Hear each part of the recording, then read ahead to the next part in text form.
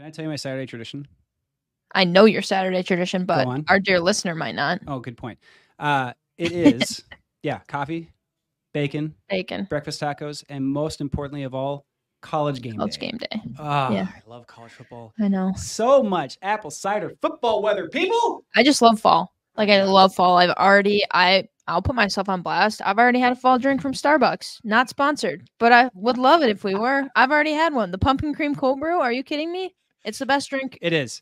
You and I are very alike in that sense too. Pumpkin cream cold brew is one of the peak signs of fall, and actually the perfect drink before fall actually hits. Yes, because it's cold, so you still want it when it's hot, and it's a transition. Like the fruit roll-up we talked about last episode, the pumpkin cream cold brew is the transition into fall, and I don't care.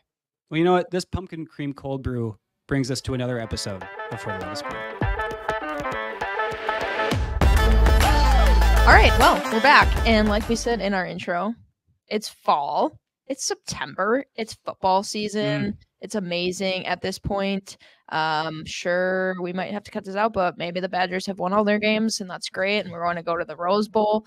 I really hope we don't cut that out. So, you know what? That's fine. Let's actually give some props, and I'm going to go out of character here because I'm a Grizzlies fan. But some cheers to Montana State for, quote unquote, upset over New Mexico. Yeah, they got paid to go down there and then win. They did. Yeah, I saw that too. Which is another thing entirely. And also for the Ireland game, Georgia Tech beat Florida State, which was the team that comes up to the Rambling Wreck, which is that Model A. I'm still mad about that question. I didn't get that right. But that's okay because cheers to Georgia Tech for taking vengeance and putting it all on Florida State. So I zoned out a little. I'm not going to lie. Anyways, okay, we've got a great episode today. But before we do that, we're going to bring in Game Master Joe. He back. Simon's looking for some redemption, and I'm here to give him some chances. Yes. Okay. So seems like some collusion happened in the movie. Without further ado, Simon, you want to kick us off? Yeah, I got a question ready for you. So I do, and I'm excited about this question.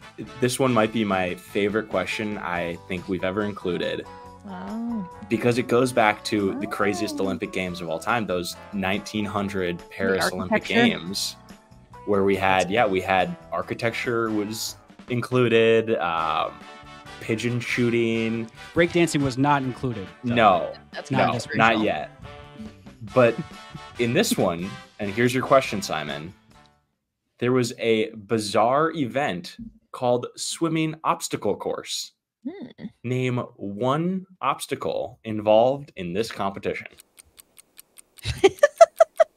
The first wrong answers only first, and then wrong answers only first. Do I get that? All right, sharks.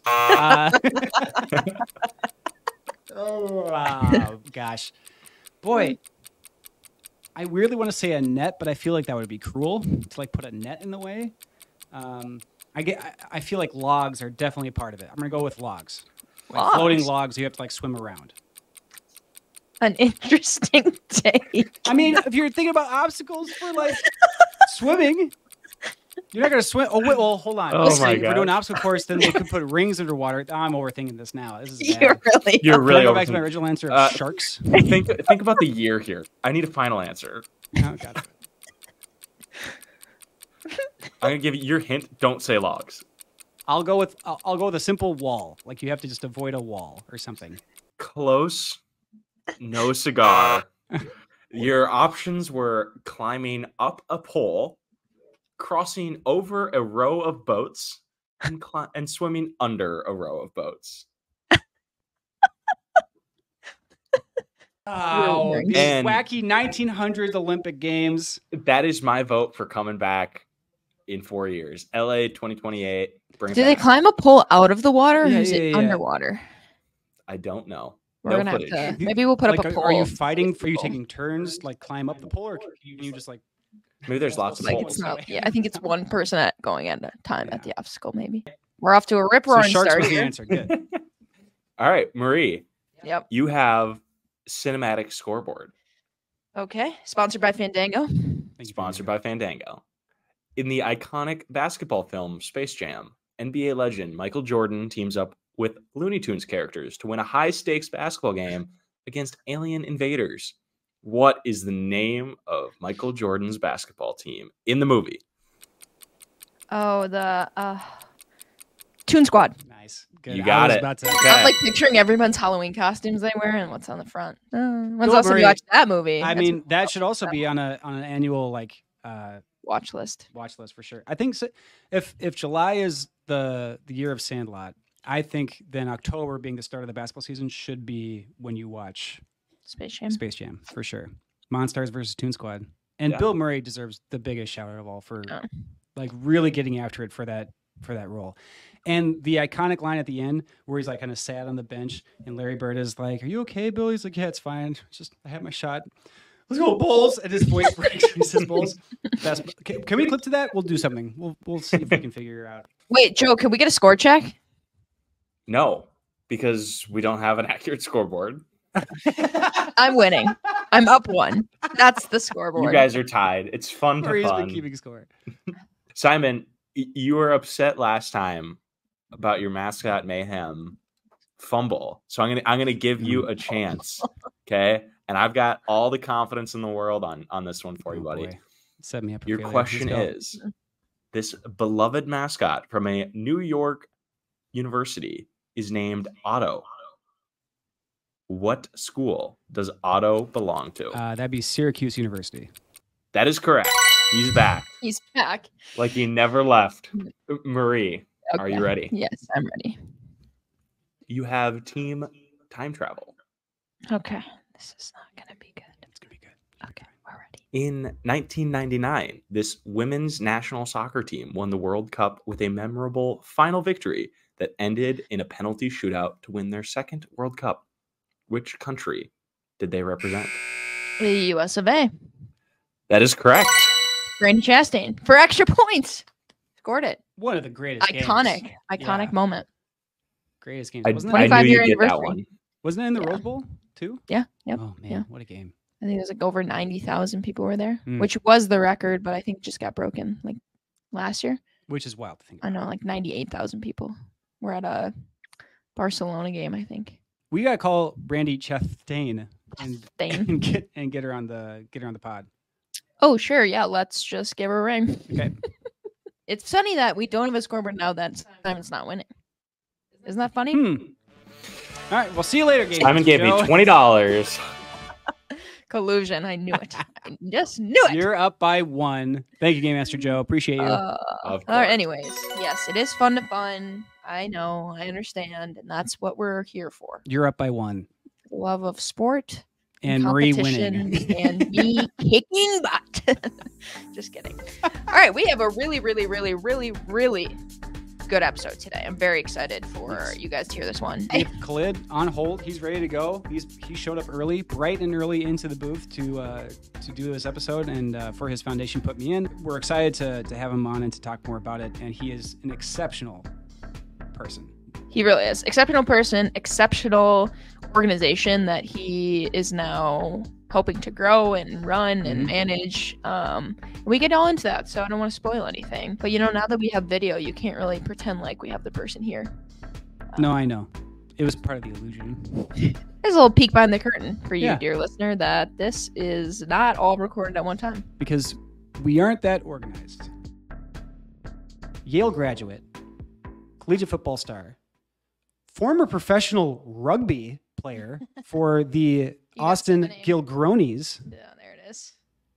Gilgronis, did I get that right? Nailed it. Can you give us the inception behind the name Gilgronis again? So the Austin Gilgronis were acquired by the owner of F45, and he was launching a cocktail brand here in America. So it was going to be the Gilgronis and the Giltinis, both named after him, Adam Gilchrist. I got it. Okay. The cocktail never actually launched, and then he ultimately filed for bankruptcy, and the team folded. But it was a great learning experience. Had a ton of fun playing one season of pro rugby. Sounds like it burned quickly, but it burned brightly. It was a moment of time. Yeah, we finished top in the conference in the Western Conference, and it was a great fun season. One and done. Love it. Well, and then on top of like just your professional career, and then now president and CPO of Put 'Em In, Khalid Cannon. Welcome to the For the Love of Sport podcast. Thank you so much for having me. Yeah, welcome aboard. And you know, we like to typically start these episodes with the hardest hitting question. Yeah. We don't hold back. You know, yeah, we're gonna put you right on the hot seat here. So maybe before all of your glory, with the Gilgronies. Did I also say it correctly? You did. Feels good. Okay, Nice very work. good. What was your own youth sport experience like? Obviously, we're a youth sport podcast. It's kind of the connective tissue between us all, and so we would love to hear from you. What was your youth sports like? What did you play? Did you enjoy it? Yes, starting with the hard-hitting questions. Yes. For me, I grew up loving youth sports. I grew up in the middle of nowhere, Alabama, right outside of a town called Gadsden. And I think starting around 5, I started playing t-ball in like the local rec league in Sardis, Alabama. And my first year of t-ball was like every kid starting out. I played in the outfield, dug in the dirt, looked for bugs, and struck out a ton. But I have a really vivid memory of like the very last day of that season where they do the closing ceremonies and walking with my mom, and I had a snow cone, and a guy on a golf cart drove by with these massive trophies. And I'm like, Mom, I want one of those. Mom, I want one of those big trophies. And she's like, you got to earn that. Those are for the all-stars. Like the best players of the team coming together and going on to like travel and try to compete for state. I came out motivated as a 6-year-old and was the pitcher for our t-ball team. So that just meant every ball was hit to me, and then I would sprint to first and tag the kid. Yep. But that's where like competition started for me. And going back to youth sports, I learned so many critical skills that set me up for success today, like competition, teamwork, collaboration, perseverance. Anything that I can point to as successful in my business career now all goes back to youth sports. I guess they aren't always top of mind, I guess, when we get into sort of like the real world, but you can always sort of like tie it back. I wonder if there's like a particular story that maybe is top of mind that you can connect back to a moment in youth sports that's really made a foundational impact for you. Kind of an era where I was playing travel basketball as a 9 and 10-year-old, playing in a league maybe 30 minutes away, and my granddad would pick me up and check me out of school every day about 30 minutes early to make sure I got to practice on time. And we had a really hard-nosed coach that worked us hard. He treated us like adults, gave us a ton of responsibilities, pushed us hard. And I learned a lot about myself then and how much I loved competing and loved playing sports. And I also had a lot of growing up to do, where the coach almost refused to communicate directly with parents. He wanted to entrust us with making some of these decisions. And so there was one morning where the coach, he didn't tell the parents when we were going to have Saturday practice. We had an extra practice going into a big state tournament. I think I messed up the time. So I showed up to practice an hour late, and everyone else is out there sweating, and I'm just rolling in and realized I had made a mistake. And I can look back to that moment of just like gaining that sense of responsibility, to kind of take ownership for my mistakes and really own my schedule and really grow into taking responsibility for what I'm doing as an athlete and as a professional. Yeah. That's a high risk, high reward system that was rolling there. I mean, geesh. Tough go, but I mean, clearly it made an impact on you. That's so cool, though, that obviously that was years ago, but the stories are still there, and you can definitely relay them back. Like, there's nothing worse than showing up late, especially when you're a kid and you're like, you feel like you're missing out, right, on practice, and you're like, oh no, like, what did I do? And then on top of the fact it's the post recess, like, or whatever it is, where you're just like sweating at your desk, just one of the most uncomfortable experiences ever, by the way. Exactly. It's one of those things that you kind of think back in the moment. I felt internally like I let my team down, I let myself down, and then I had to sit out the next game because I missed a practice. And so those are those things that sort of eat at you a little bit, and you never forget. Yeah, definitely not. And definitely will never happen again. I'm sure you were like way on top of your schedule after that. Definitely. We should mention too, when we popped into the studio to record, you were already here. You beat us to the punch. So you are the embodiment of integrity. Yeah, it started as a 10-year-old and carried off into college, where playing football at Yale, our coach had us on Bulldog time. So that meant everything on our calendar, we had to be 10 minutes early. So 8 a.m. meetings meant to be there at 7:50. So I've run my whole life on Bulldog time still. Well, it shows. And I need to get on Bulldog time. I am not on I might implement Bulldog time. You're going to need to implement Bulldog time for me, for sure. And I wanted to talk about, where you're at now in particular, and Put Me In. And it's such a really cool organization, and especially I know that you have your experience as well with it. But can you talk to me about the Put Me In organization, and then its mission, and really what stuck to you to be part of it? Yeah, absolutely. So Put Me In is a nonprofit that's now nationwide. We were founded in the summer of 2020. And what we do is we help children with parents in prison or jail play sports. We do that by offering $1,000 a year in annual financial aid that goes towards covering league fees, equipment, and travel. And our main goal there is just giving kids opportunities to be just like everyone else. It's a really personal mission for myself because, like we talked about earlier, youth sports had such an impact on my life. And I wouldn't have been able to participate if I didn't have someone step up and pay for my T-ball and drive me back and forth to travel practices where I was very lucky to have a village that stepped up when my dad went away when I was 4 or 5 years old. I personally had that it takes a village mentality. And through Put Me In, we're trying to recreate that with kids all across the country in a very efficient manner where we don't need program managers that are being very distributed. We do it with just finances. We give kids the opportunity to remove the financial barrier so they can sign up for their local league. They can have the same equipment as every other kid on their team, and they can travel back and forth to any tournaments they qualify for. We've had a chance to talk to a lot of organizations and people, but this is such a really cool story and such a great foundation and nonprofit to be able to provide this experience. Because again, we've talked about this ad nauseum, but it's still what brings us back every time is like how impactful sports can be and making it accessible. That's the other aspect that we've talked about so often. The importance of accessibility too, for every kid to have the opportunity to play sports. Absolutely. So when a parent goes away to prison or jail, you're 2 times more likely to live in poverty. And when budgets are tight, extracurriculars are often the first things that are cut. Moms and dads are thinking about how am I putting food on the table at night. The last thing they're thinking about is can I afford to sign up for Pee Wee football or volleyball? So we're trying to remove that decision completely from the table when having this set aside funding to allow kids to be involved. Parental incarceration is considered an ACE, an adverse childhood experience. And when you have one of those, more and more likely to compound. And so we're trying to give kids an opportunity to forget about their circumstances and have an escape. For me, being on the baseball field, digging in the dirt, I was just like every other 5-year-old out there. I didn't have to worry about where my dad was. Yeah, no, that's great. And obviously it is such a personal mission for you. And it's always cool when your like personal drive and passion can relate directly to your professional life. And it just makes everything a little bit more meaningful. So I have a question maybe for, obviously here at Sports Engine, we work with a ton of like local youth organizations and obviously they probably have people in their community that they're trying to help maybe on more of a one-off basis, right? We hear a lot about organizations trying to do scholarships or make it easier for their, kids to participate. Yeah. How would somebody, if I was like a local organization and was interested in this, like how would I, get involved or how could I reach out or find out if there's a program offering kind of near me? We were founded in 2020 in San Francisco, and we started off just as a local nonprofit in the Bay Area. We enrolled 10 kids in the Bay Area. We gave them each $1,000 to participate and do what they wanted. They would send us requests for cleats, baseball bats, hotels, and we would manage everything through phone calls, text messages, emails. It was very distributed.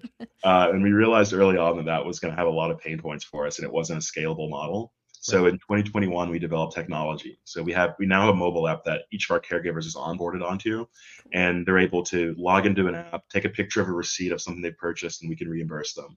Or alternatively, we have several families that are unbanked, and they log onto the app, copy and paste a link to Dick's Sporting Goods or Amazon, and they send that link directly to us, and I make that purchase and ship it to their house. Completely operate this at scale. I'm actually the only full-time employee at the moment, and I'm working with 100 kids in 14 states across the country.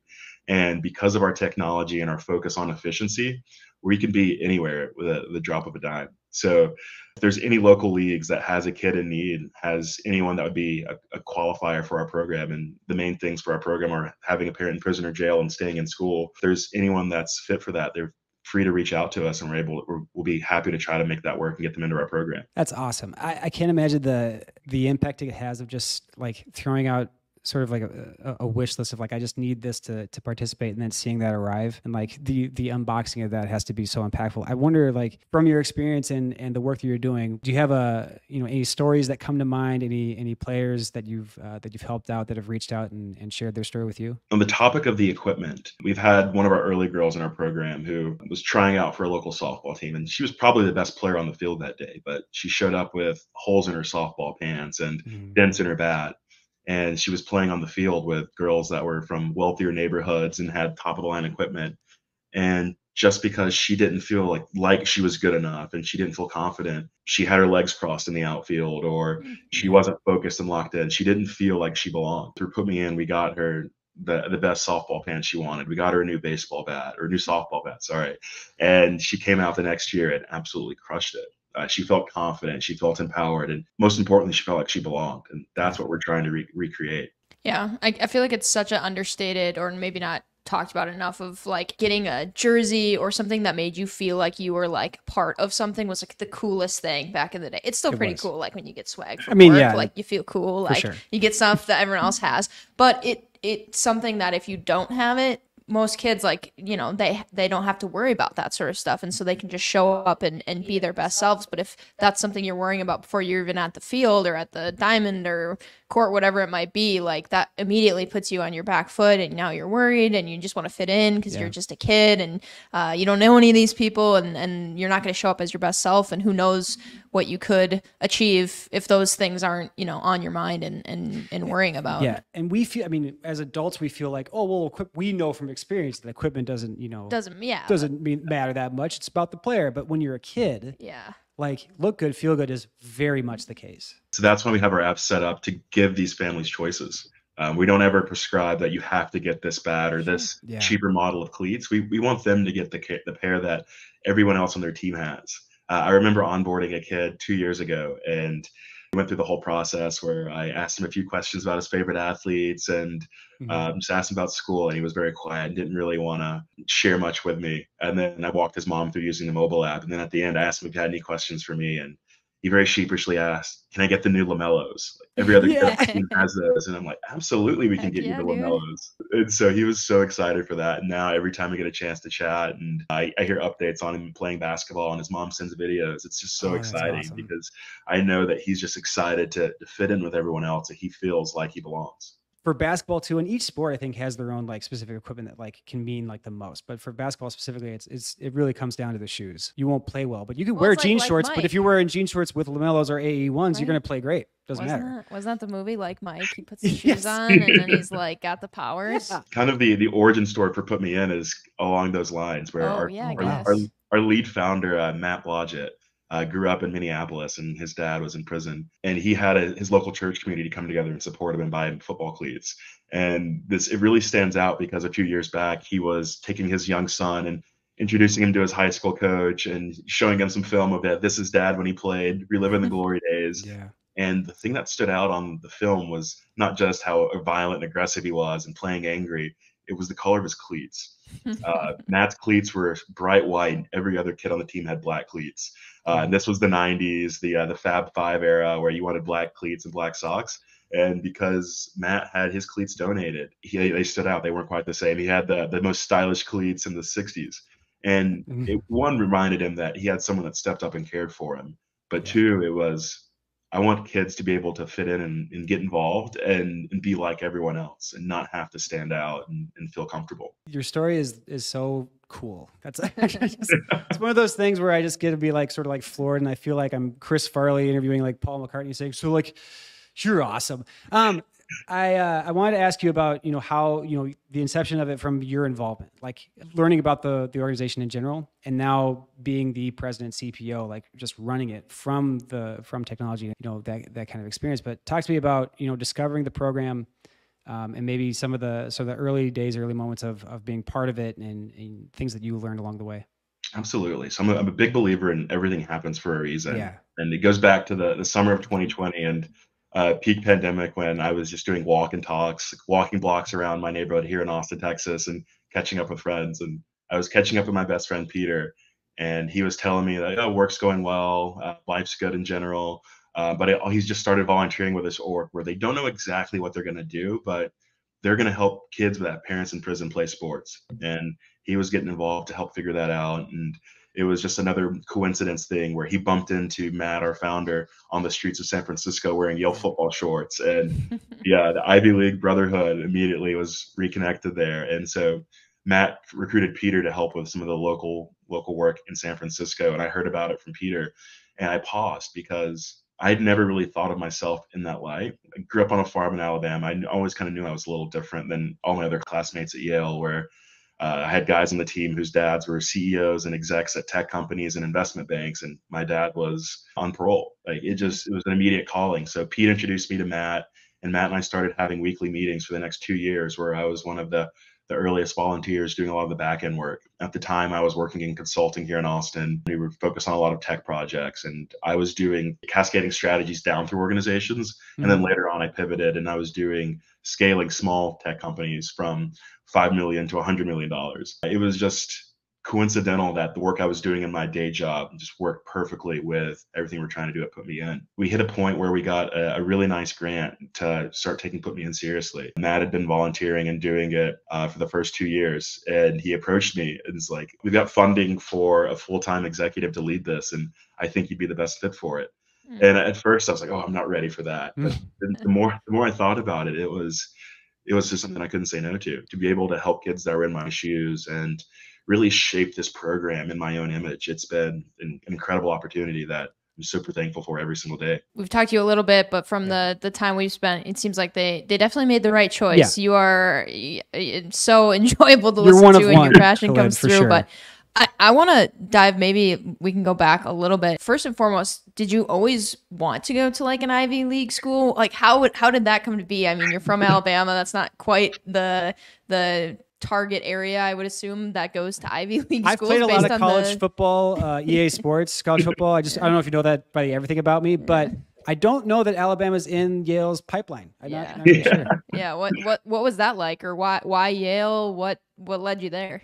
On that last note, Simon, the last college football game before this one came out, 2014.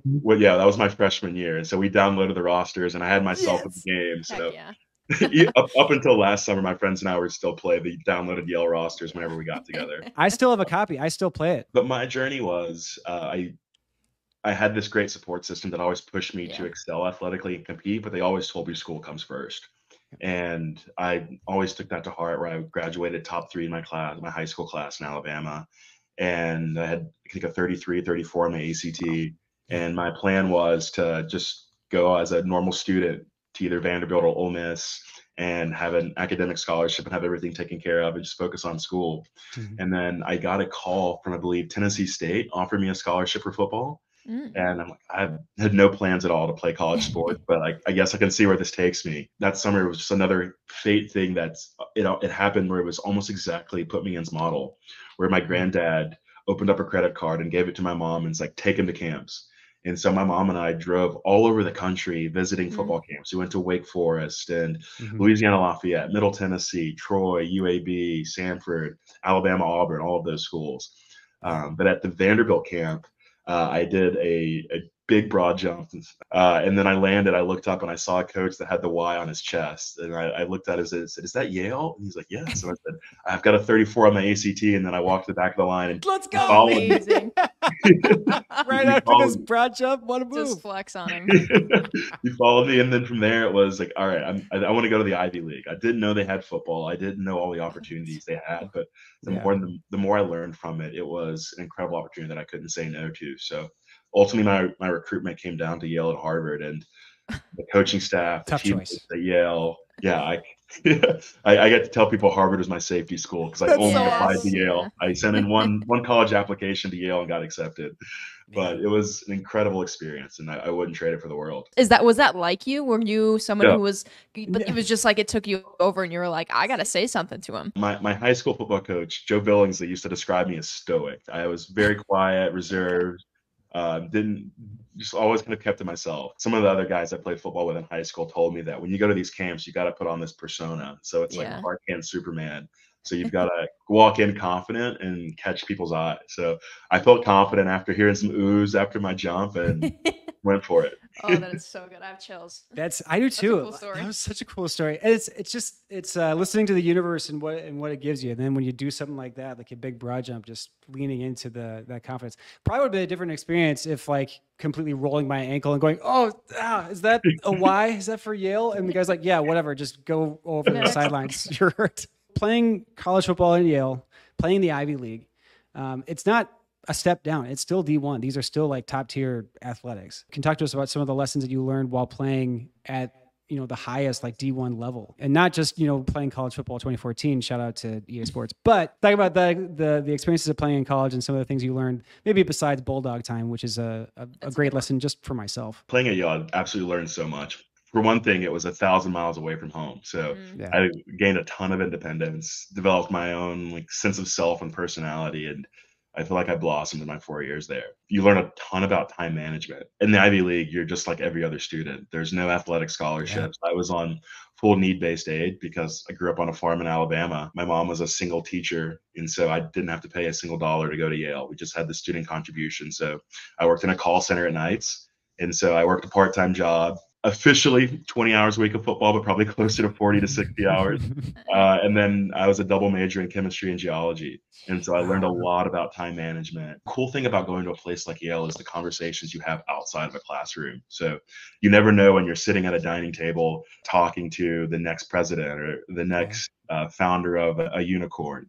So the relationships and the connections and just the overall experience of being on campus was just something that you can't replicate anywhere else. Yeah, it feels like throughout, I mean, obviously your time at Yale, but also, you it sounds like you've had a lot of moments in your life where things just kind of like puts themselves in the right place, has made the right relationships, has made an impact on people so that when that opportunity does come, you're somebody that people think about. Would you say that that's been like an important piece of your career and professional life of like relationships and making sure you're making connections has really fueled some of that? Absolutely. And I think just in the theme of the podcast, I think a lot of that does go back to youth sports, where growing up, I played baseball in one community, I played basketball in another community, and then I played Pee Wee football in a completely different one. So I had 3 different areas growing up of friends that I would manage, and they all had different experiences and backgrounds. And I really learned to be a chameleon from that experience, and I learned to fit in with people from any circumstance. And I think that's something that equipped me for success down the line. Reason why multi-sport approach is the best approach. Like Absolutely. we've learned through many conversations with many people that early specialization is not the thing. And I know that, we've said it and the listeners we know, but like for anybody listening for the first time, early specialization, it's actually interesting. Like you told us about your youth sport experience. You didn't mention football one time, and you're somebody who went to Yale and played football. So you talked about baseball, you talked about basketball, other things, other sports, but not once mentioned football. I think that's interesting. Yeah. One of those things that I grew into, where football was never my first love until probably high school. I loved basketball. I loved baseball. I played soccer for a little bit. I used to be skinny back in the day. I'm still around 300 pounds as a lineman, but I used to love running and sprinting. And then as I hit the growth spurts, football kind of just became more natural and became that calling. I'm curious as to soccer, I guess like all the sports in general. Is there a sport that you feel like you could have also had a similar shot that you had with college football too? I mean, if I tried shot put a little bit earlier, I might have. I only picked that up senior year as something to do that spring in kill time. And I was just short of qualifying for state for that. But like if I started that earlier, that could have been a lot of fun. We just wrapped up the Olympics. I mean, Which we should question. You did give a very big Olympic name drop in your meet and greet that we had with you. So I'd love for you to do a name drop again, and we can ask you some more questions about about her if you would be so nice as to do that again. My best friend here in Austin is currently dating Gabby Thomas, and she's so everyone's gonna be sad that they found out their Olympic. Probably, I would say she's probably after the Olympics. Everyone's like top 3 Olympian. Like I feel like everyone I talked to was like, Gabby Thomas is crazy. Like she's so good. She was on Watch What Happens Live last night with Andy Cohen. Really? Yeah. She's one of the most impressive people you'll ever meet. She's got everything going for her, and she's still the sweetest soul in the world. That's awesome. She's incredible. You mentioned it earlier, the whole concept of look good, feel good, play good, and I think she embodies that as well. She's talked about in a few of her recent interviews. And one of the most special things for me is that she makes time for some of the kids in our program. That's awesome. We've had one girl in our program who is a great track athlete. She runs the 2, the 4, and the 800, which are also a couple of Gabby's events. Yeah. And I was checking in with her mom after her mom had sent in a request through the app, just seeing how things were going. And Alani's having this great season. She's really close to qualifying. She's been a little nervous lately. Completed the request, paid for the hotel they just had to travel to Reno for a race. And then I texted Gabby and said, I've got a young track athlete that is a little nervous. Can you send her a little bit of motivation? And I just expected Gabby to maybe do a 15-second video shouting her out. Sure. But Gabby took 60 seconds after a workout and talked about the process she goes to get into the block and how she always feels nervous before races too, but that's part of the experience. And she really broke things down for Lonnie to really connect with her as the world's best sprinter, a gold medalist, communicating to a 12-year-old and giving her advice. Lonnie was head over heels excited. I think she turned around the room. That'll change your life. Yeah, that'll change my life. And yeah, absolutely. Yeah, there's not a dollar sign that you could even attach next to that. That's another aspect of Put Me In, is like, yes, the financial support is there and making it accessible and getting the equipment and the travel and everything involved, because the costs add up. The individual support too, like the validation and the emotional and actual like support of people that want you to succeed is just as valuable. And I think that's the unique aspect of Put Me In. It's not just something that can help from a financial standpoint. It's also that somebody in your corner. You know what I mean? It's huge, and it makes a gigantic impact. Absolutely. And I think the language we use is really important there too, where when I'm onboarding a family, I don't tell them that you're signing up for a charity. I'd say that I'm joining your team. Yeah. The mom is already the leader of this team, and she's executing and getting them where they need to be and getting them signed up. And we're just joining their team, where I'm there to cheer them on. I'm there to enable them to do what they want. A lot of our kids on a very early age use the funding as very exploratory. You have kids from first grade to 7th, 8th grade, or just bouncing around, trying a new sport each season and really figuring out what they like, making new friends, meeting new role models and mentors. And some of our older kids are using it for accelerator funds, where they're going deeper in the sport of their choosing. We're really just giving it up to them as a choice. Matt's an investor himself, and one of his lines that I picked up when I sat in on my first onboarding call with him is he's making his big investments as a VC PE firm. He's evaluating the CEOs, and he's trusting in the CEOs to make the decision. He doesn't really care about the idea of what they're actually running as a company. It's, do I believe in the CEO? And that's exactly what we're doing with Put Me In. Like, we're treating the mothers, fathers as CEOs of that household to allocate their capital and really invest in their kids' potential. Who knows what's best likely for the athlete or, the child, not going to be you guys that Put Me In. You're going to be there to support the people that know them best and will have their best interest in mind, which is such a cool business model. So for coming up on 5 years post-pandemic and post-inception of Put Me In, ask you to kind of look ahead, look into the future, and sort of your own goals for Put Me In, whether that's partnerships, whether that's where you see it down the road, what your aspirations are, initiatives, things like that. So there's currently 5 million children in America with a parent in prison or jail. And I want us to be able to serve as many people as possible that deserve the same access as everyone else. Big goal right now is finding some help for me as the only employee. So right now we've got a job opening to find a full-time fundraiser. And after that, we want to really hit the ground running of building out the organization to take in scaled funding. Through the technology we have, we can take on families super quickly. Funding right now is the limiting reagent. My big dream is by 2026 to have 1,000 kids in the program. And that would be having $1 million a year coming in annually to go straight to those kids. And so I think that's something that's very achievable. Keep having people like you guys that are interested in telling our stories. We've got some amazing kids in our program that are doing incredible things. And we believe through sports, we're developing the next generation of leaders. Getting those stories out there, I think, is incredibly important. The hidden victims of incarceration are no longer hidden. They have the chance to be just like everyone else and be active. They have the chance to be more likely to be an executive if they're a college athlete. They have the same opportunities that everyone else can have. That's amazing. And, obviously, thank you for letting us tell your story and coming on and finding us. We appreciate it. And I do think we're at such an awesome time in America right now as well, from like a growth of sport in general, right? We've got, from soccer, you get the Men's World Cup coming, and then we've got the Olympics that are going to be here in 2028. And so I feel like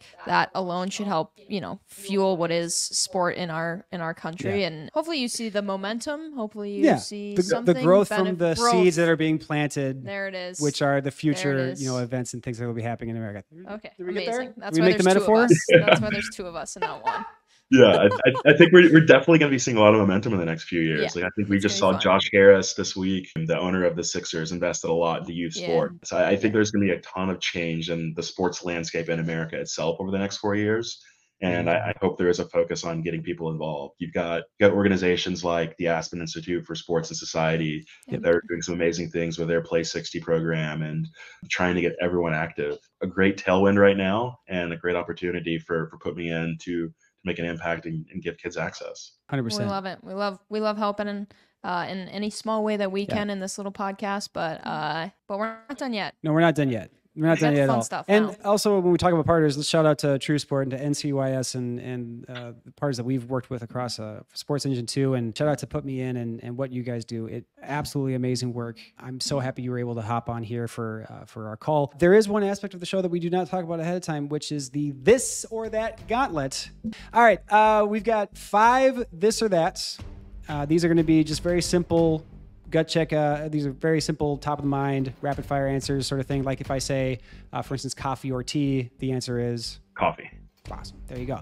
And then there's 5 single gut check questions. And these are just one question that you just have to say the first thing that comes to your mind, no thinking involved. Got it. This is going to be harder than anything you've done at Yale, obviously. All right, Khalid, you locked in? You ready? Ready to go. Number 1, early bird or night owl? Night owl. Early bird. Is it pronounced GIF or GIF? GIF. Podcast or audiobook? Audiobook. Do you prefer to purchase new clothes or new gadgets? Gadgets. Nice. Rather see 10 minutes into the future or travel 10 minutes to the past? 10 minutes into the future. Nice. All right, we're moving on to the single answer, the gut check questions. So maybe think back to your Yale days, but what warm-up song always gets you hyped? All the way turned up. So amazing. We're going to get a Spotify playlist going, by the way. We should do that. We should do that. Favorite athlete growing up? Chipper Jones. See, baseball through and through. What's your favorite sports movie? Remember the Titans. Maybe along the same lines here, then who is the best silver screen athlete? Does Michael Jordan count in Space Jam? Yeah, Yes. He absolutely does. He absolutely does. Exclusively his performance in Space Jam, though, not in any other thing. Any of the 6 titles or seasons. Okay, last one. What's the best sports advice you've ever received? Control the controllables. There's a million things flying at you, but only focus on what you can control. Nailed it. As suspected, you absolutely crushed that. So you are absolutely 100% locked in. Khalid Cannon, Put Me In. Thank you so much for being part of this. Thank you so much for being on the For the Love of Sport podcast. We like to leave the last words with our guests. So the floor is yours. Whatever you'd like to say, whether that's motivational quotes to just funny stories to shout outs, whatever you have. First of all, thank y'all so much for having me. I would like to leave you with one story of one of our incredible kids that put me in to celebrate him. I'll tell you about Rodney, who joined us in our original cohort in San Francisco back in 2021. And when Rodney came to us, he was playing in about a $35 a year soccer league and was the best player on his team there. Through the Put Me In funding, we got him signed up for a travel soccer league, one of the more expensive part of town. And every other kid on that team had a mom or dad working in investing or tech, and they all went to private middle schools. That season went on. Rodney made a ton of new friends. His mom made new friends that had new interesting careers. And they traveled all over San Francisco and the state of California, winning tournaments, still crushing people. And Rodney was still one of the best players on the team. At the end of that season, Rodney could have easily said, "Mom, I want to play for Team USA, or I want to be a professional soccer player." Rodney's observation instead was, "Mom, I want to go to a private school just like these other kids. I'm just as smart as them." And through sports, everyone can be equal. Everyone can be exposed to new communities. And through Put Me In, we're really proud of introducing people to new opportunities. And that's the last thought I want to leave people with is think about expanding horizons, think about breaking down barriers, and that's what Put Me In is trying to do. So thank you all so much for the time, and really thankful for this opportunity. Amazing. Well said. Thank you. Love that story. We could leave it at that for sure. That's Absolutely. wonderful. All right, thank you. Khalid Cannon from Put Me In. Thank you so much to him for joining, and we're going to get the chance to hang out with him because he's going to be at the Gopher game coming up here, actually. Yeah, in like 2 days. I think the Gophers are taking on Iowa, not Iowa State, so you have no skin in that I got no particular qualms. game. 0 qualms. Yeah, maybe I think I'm a Gopher fan if they're against anyone besides the Badgers. You'd be the person that would wear Wisconsin stuff to a Gopher Indiana game. No, I would not. That's one of my biggest pet peeves is when Thank you. people wear either the wrong sport jersey to a game, or they'll wear like a messy jersey to a college soccer game. That's fair. Yeah, like just don't wear any. Just wear something, but don't just wear a t-shirt. You don't need to wear a soccer. You don't need to prove that you like soccer. Exactly. You being at the soccer game tells me that you like soccer. Yeah. Biggest pet peeve is like when you go to like a National Football League game. You're in the Viking Stadium. You're there for the Vikings against the Chargers. You're playing the Bears or the Bears, right? And there's somebody in a Packers. It's always a Packer fan. You know it is too. You know it's a Packer fan. You know it's a Packer fan, and you're just like, why are you here? Why just to be there? No. Yeah. Choose a side. And your side can't be football. For another episode of For the Love of Sport, brought to you by Sports Engine, the home of youth sports. As always, feel free to send an email out to us at ftlospod@nbcuni.com. We love hearing from you, so send over your stories, debates, questions you had from the pitch, the court, the ice, the field, the studio, wherever you are, and we will bring them to our brain trust, which is our wonderful little crew. And Marie, who is that wonderful little crew? The wonderful little crew. Big crew. We're growing. It's a growing crew. It's grown quite a bit. It is myself and the wonderful Simon Mackenzie, your hosts, our producers, Kelsey and Joe. Joe also is Game Master. We'll see how long he has that title if he keeps this act up. Anyways, we got two wonderful people that make this happen on the backside of this. They promote it. It's great. We love them. And then we've got Troy Stone, Mr. Troy Stone, who makes our voices sound good. He edits out all the bibble babble that happens. Appreciate And then we've got Leslie Albano. She is our new video editor. She gets all of our episodes for us up so that you can enjoy this not only through your earwaves, but through your eye waves. Your eye waves. You heard it here first, everybody. Your eye waves. And you can go to Sports Engine Play to find that, or YouTube. We're pretty much everywhere now, which is great. If you're on your way to a practice, a game, or otherwise, remember to thank the volunteers, your coaches, your instructors, officials who gave their time to make it happen. And above all else, have some fun out there. Have some fun. Why? It's for the love of sport. It's for the love of sport. We'll see you next time.